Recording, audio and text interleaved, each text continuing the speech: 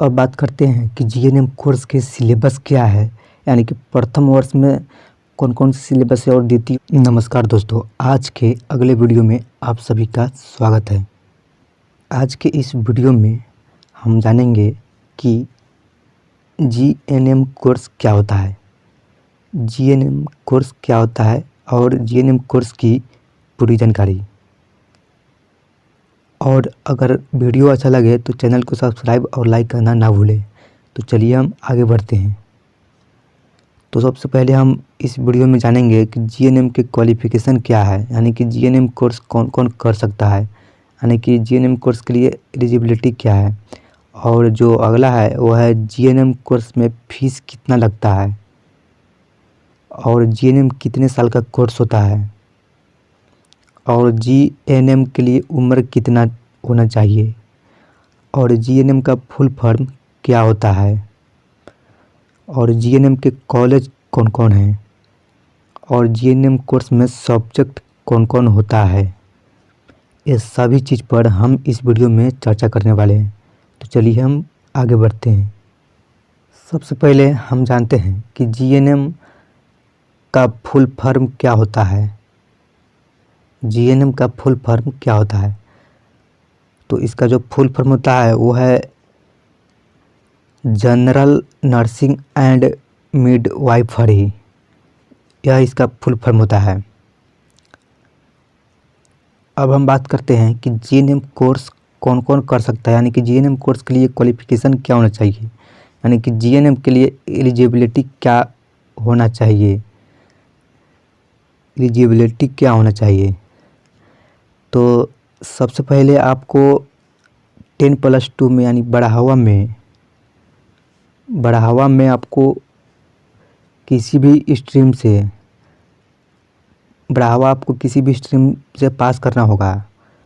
बढ़ावा में आपका 40% मार्क्स रहेगा तब जाकर इस कोर्स में एडमिशन मिलेगा। और विज्ञान के जो छात्र हैं उनको प्राथमिकता दिया जाता है।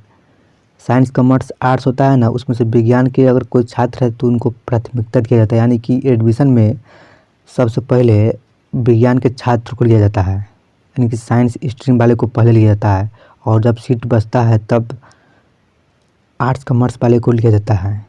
तो यह बात ध्यान रखें। और अब बात करते हैं कि जीएनएम कोर्स के लिए एज लिमिट कितना होना चाहिए। तो सबसे पहले जान लीजिए कि कम से कम इस कोर्स को करने के लिए आपका कम से कम 17 साल होना चाहिए और ज़्यादा से ज़्यादा मैक्सिमम आपको 45 साल होना चाहिए, यानी कि 17 से 45 साल के जितने भी स्टूडेंट हैं वह इस कोर्स को कर सकते हैं। अब बात करते हैं कि जीएनएम कोर्स की फ़ीस कितना लगता है, यानी कि जीएनएम कोर्स में फ़ीस कितना लगता है। देखिए, यूनिवर्सिटी और कॉलेज अपनी अपनी सुविधा के अनुसार फीस अलग अलग होता है। दूसरे यूनिवर्सिटी का फी अलग होता है और दूसरे यूनिवर्सिटी का फीस अलग होता है, लेकिन सरकारी और प्राइवेट, सरकारी में कम फीस लगता है और प्राइवेट में ज़्यादा फीस लगता है। तो इस बात का आप ध्यान रखिए। और अगर फीस की बात करें तो 30,000 से लेकर 1.5 लाख तक हो सकता है, या लगभग में है, मतलब 30,000 से लेकर 1.5 लाख फीस हो सकता है। या जो फीस है यह सालाना है, मतलब साल में इतना आपको लग सकता है। अब बात करते हैं कि जीएनएम कोर्स में एडमिशन के लिए एंट्रेंस एग्ज़ाम कौन कौन से है। जीएनएम एंट्रेंस एग्ज़ाम के बारे में जानते हैं। तो जो पहला है वो है एम्स नर्सिंग एंट्रेंस एग्ज़ाम और उसके बाद बीएचयू नर्सिंग एंट्रेंस एग्ज़ाम, यह बहुत ही फेमस है बीएचयू। और उसके बाद जो है वो है जीपमेर नर्सिंग एंट्रेंस एग्ज़ाम और जो अगला है पीजीआईएमईआर नर्सिंग, उसके बाद है एमजीएम सेट नर्सिंग, उसके बाद है इग्नू ओपन नेट, उसके बाद है आरयूएचएस नर्सिंग एंट्रेंस एग्ज़ाम। ये सब एंट्रेंस एग्ज़ाम का नाम है जो इस कोर्स में एडमिशन के लिए होता है। अब बात करते हैं कि जीएनएम कोर्स के लिए कॉलेज कौन कौन हैं। देखिए आपके आसपास कॉलेज बहुत होगा जीएनएम के लिए, लेकिन हम इस वीडियो में उसी कॉलेज को बताएंगे जो भारत में टॉप पर है। तो इस चीज़ का आप ध्यान रखिए। तो जो पाला हुआ है निम्स यूनिवर्सिटी जयपुर राजस्थान में है। ये शारदा विश्वविद्यालय ग्रेटर नोएडा या उत्तर प्रदेश स्टेट में है। उसके बाद अलीगढ़ मुस्लिम यूनिवर्सिटी अलीगढ़ में, इसको एएमयू भी बोला जाता है। उसके बाद है post graduate institute of medical education and research, यह कोलकाता में है। उसके बाद है नोएडा इंटरनेशनल यूनिवर्सिटी, गौतम बुद्ध नगर में है ये यूनिवर्सिटी। तो ये सब है यूनिवर्सिटी और कॉलेज जो इस कोर्स में एडमिशन लेता है। और जो अगला है वो है रयात बाहरा यूनिवर्सिटी मोहाली। उसके बाद रविंद्र नाथ टैगोर यूनिवर्सिटी भोपाल। उसके बाद है Maharaja institute of medical sciences Vizianagaram. उसके बाद जो है Indira Gandhi institute of medical science Patna या पट्टम में है। तो ये सब यूनिवर्सिटी है जिसमें यह कोर्स चलता है। अब बात करते हैं कि जीएनएम कोर्स के सिलेबस क्या है, यानी कि प्रथम वर्ष में कौन कौन से सिलेबस है और द्वितीय वर्ष में कौन कौन से सिलेबस है और तृतीय जो वर्ष है उसमें कौन कौन से सिलेबस है। अब सिलेबस के बारे में हम जानते हैं। तो सबसे पहले है बायो साइंसेज, उसके बाद है एनाटॉमी एंड फिजियोलॉजी, उसके बाद है माइक्रोबायोलॉजी, उसके बाद है अप्लाइड साइंस, उसके बाद है साइकोलॉजी, उसके बाद है सोशियोलॉजी, और उसके बाद है नर्सिंग फाउंडेशन, उसके बाद है बेसिक ऑफ नर्सिंग, उसके बाद है फर्स्ट एड एंड, और उसके बाद है कम्युनिटी नर्सिंग। ये सब सिलेबस है प्रथम वर्ष में जीएनएम कोर्स के।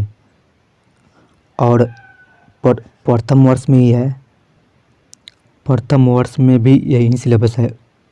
इन्वायरमेंटल क्लिनिकनेस, उसके बाद है health education and communication skills, उसके बाद है न्यूट्रिशन, उसके बाद है अंग्रेजी, उसके बाद है कंप्यूटर एजुकेशन, उसके बाद है को करिकुलर एक्टिविटीज़। ये सब प्रथम सेमेस्टर में जो सिलेबस है, ये सब प्रथम सेमेस्टर का सिलेबस है। अब बात करते हैं कि द्वितीय वर्ष में कौन कौन से सिलेबस है, यानी कि सेकेंड सेमेस्टर में कौन कौन से सिलेबस है उसके है।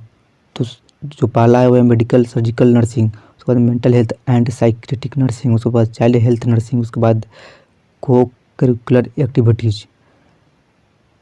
अब बात करते हैं कि तृतीय सेमेस्टर में कौन कौन से विषय शामिल हैं, यानी कि तृतीय सेमेस्टर में कौन कौन से सब्जेक्ट है। तो जो पहला है वह मिडवाइफरी गायनोकोलॉजिकल नर्सिंग, उसके बाद कम्युनिटी हेल्थ नर्सिंग, उसके बाद को करिकुलर एक्टिविटीज़, उसके बाद है नर्सिंग एजुकेशन, उसके बाद है introduction to research and aesthetics, उसके बाद है बिजनेस ट्रेंड्स एंड एडजस्टमेंट्स, उसके बाद है नर्सिंग एडमिनिस्ट्रेशन एवं वार्ड मैनेजमेंट, उसके बाद है क्लिनिकल रियाजी in general nursing and midwifery. तो ये सब है थर्ड सेमेस्टर के सिलेबस, यानी कि विषय है। तो ये सब है थर्ड सेमेस्टर के सब्जेक्ट।